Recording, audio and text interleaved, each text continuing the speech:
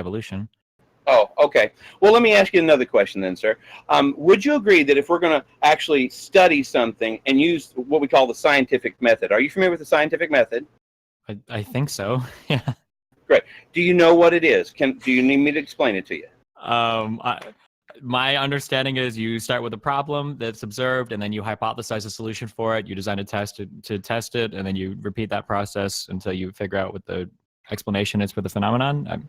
Not quite, but close enough. It's basically repeated experimentation and observation of those experiments to gather data and compare that data from your past data to your present data to make future predictions.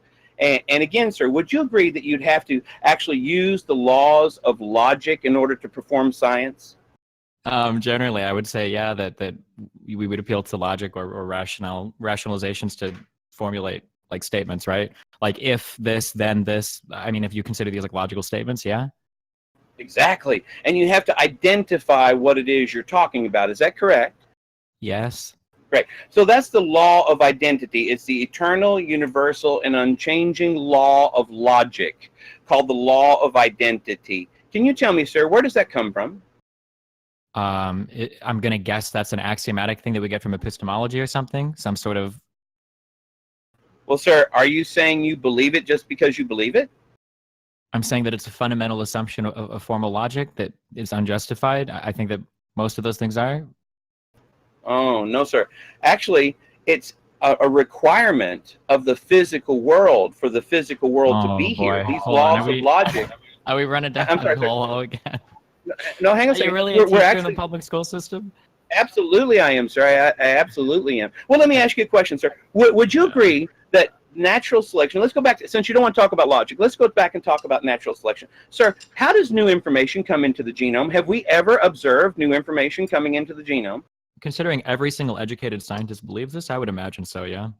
Actually, no, sir, that would be false. We never see new information coming into the genome. The only thing we ever see is a duplication of existing information or a reduction of information. And you know what? Sometimes, before we go, real quick. Hang on a second. Oh, not quite done, not quite done. Sometimes some of those reductions of information can actually be beneficial. Like when you have an antibiotic that no longer affects a particular virus or bacteria, it's because it has lost the information that it had that made it susceptible to that antibiotic. So, sir, how do you explain new information in the system? I'm not able to do so. Can I ask you a question? I don't know. You can if you can perform the function. But if you're asking me permission, okay, it would be, I would like to ask you a question, okay? That would be great, sir. Please do. Sure. Can you point me to any published literature you have on this topic? Well, sure. It's all over the place. It's called the Bible, sir. The Bible is the perfect and inspired word of the Creator. If you work in an academic, I'm not done answering the question yet, sir. No, you're avoiding my question. Wait a minute, whoa. Can I please ask my question? Can I please ask my question?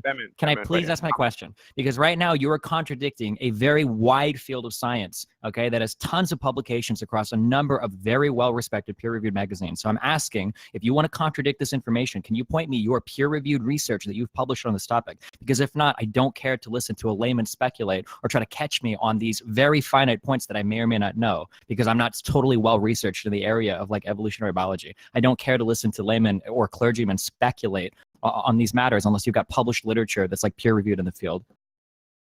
Sir, did you say that you did not know anything about evolution and that's why you didn't want to address this? Is that what you're saying? I said that I don't know the finer points on it. I know the general. Well, wait a minute. If you're not wanting to take my information, and I teach science, sir, so that's okay. We don't have to do that. We don't have to do that, sir. No problem whatsoever. But let me ask you a question. Real quick, because you still avoided my question. No, I'm not avoiding your question. I'm actually telling you, sir, there's a scientific law. Are you familiar with scientific laws and how they work? I am familiar with what the scientific community's consensus is on theories related to evolution. I don't care to listen to a clergyman. It does. I don't care to listen to a clergyman speculate. I just don't care. Sir, what? If I may, are you familiar with how scientific law works? Sure. What about it? Well, sir, can you tell me what a scientific law is? Because most people that say it like that don't have a clue. Isn't a law supposed to be like a fundamental explanation of something that we've observed a vast number of times? So like the laws of thermodynamics or something like that? Ah, great. You're actually better than most, sir. I give you kudos for that. I'm Again, glad. a scientific law, sir, is a pattern observed in nature repeatedly and exclusively without contradiction. This is known as a scientific law. Sir, we have the law of biogenesis. Are you familiar with the scientific law of biogenesis? I don't really care to discuss this with a layman. I'm really sorry. Do you have any other arguments that you would like to talk about? Sir, I'm not a layman. I am a professional. I teach science, sir. Science. I don't care what you teach in grade school, Would you sir. like to let me go ahead and go ahead and give you my credentials, sir? Yeah, I would love to hear it. Sir, I'm a teacher of science. I can teach any grade. Can you tell me where you graduated from and with what degree? Sir, I can teach any grade from kindergarten through seniors in high school, and I can teach any subject from science to social studies. I don't care what the curriculum in Alabama says. You know what, What sir? I'm asking you is, what is your educational background to contradict the scientific community? I want to know what you graduated with and where you graduated from. I don't care if you can teach a private school in Alabama or Tennessee. I want to know what your educational background is. Sir, I teach at a public school, and I'm asking you about a law of science. Sir, you don't have to be a scientist to ask a person. A layman can ask you about a scientific law, observable, repeatable, testable, repeated exclusively without contradiction, with never seeing its contradiction, sir, because if you ever see its contradiction, it's no longer a scientific law. So we have a scientific law known as the law of biogenesis. How do you account for that with your worldview of materialism, sir? I can't think of anything I would want to do less than to discuss with another layman about a theory contradicting the widespread scientific. Yes, I understand. Appeal to authority, and it's fallacious. Have a nice day. No, every appeal to authority is not fallacious, but it's a very easy way. Your appeal to authority is fallacious, sir. It's absolutely not. Yours is too. What authority are you appealing to, sir? To the consensus of the scientific community. Oh, really? So if the scientific community was wrong, let's say, I don't know, like about the expansion rate of the universe, and we show that the real world is actually the true statement. Now, wouldn't you agree, sir, the definition of truth is that which comports to reality, that which is real? Sure, but for somebody to discover that the scientific community is wrong, it's probably not going to be a layman that does it. Sir, would it matter if I, a lowly brain-damaged elementary school teacher, was able to find something that science didn't know versus somebody like, I don't know, Stephen Hawking, if he was still alive, if he could find something? What difference would it make to you knowing that knowledge? What difference, sir? I'm not done. Why do you talk over people? Is your position so weak, sir? I've waited patiently for you.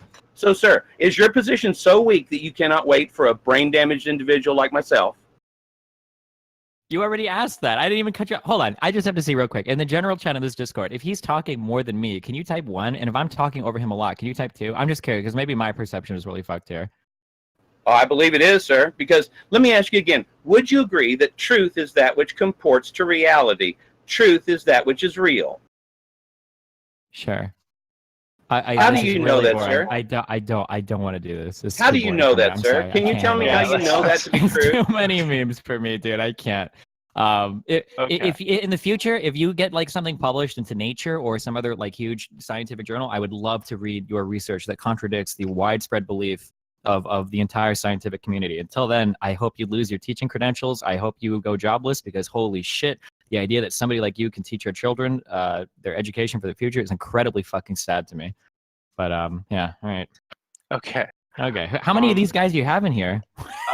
We've got like 3 or 4 of them. Holy shit! But Is this like a Christian server? Or? No. Mr. Batman and Darth Dawkins are like it's really frustrating to me that, because I've had conversations like this with people in my stream before, where like all of the religious philosophers, like I always expect or I hope to hear like a very interesting or compelling argument, but it's always these really strange these objections to like very, very esoteric fundamental things, like, can you really know that anything you see is actually even the truth? And it's like, well, fuck, dude, I don't know, I guess I can't. Well, then there you go, you're totally fucking retarded, dude. It's like, okay, you got me, man, I guess. That's pretty accurate, yeah. So Darth Swanson, this isn't Darth Dawkins. Darth Swanson is spamming the fuck out of my DM. Really wants to talk to you. So I'm gonna go ahead and unmute you now, Mr. Swanson. Hey, my name's Swanson. So I meet Destiny. Would you consider yourself a truth seeker? I guess so, sure. Yeah. Okay. Would you consider yourself an intelligent person? I hope to be. Would you consider yourself an honest debater? I try to be, yeah. Okay. Would you consider yourself a objectively nice person? Objectively do it. nice? Probably not. A do lot it, of people do it, say that I'm please. condescending, incredibly egotistical, and I'm pretty abrasive, so probably not nice. I don't know. Okay, so classical liberal. All right. So I heard you insult Mr. Batman after your conversation. I found that very mean. I'm a pretty mean person, yeah.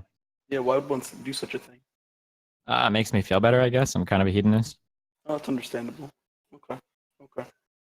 Okay. The conversation here is done. I hate Swanson. Okay. Let's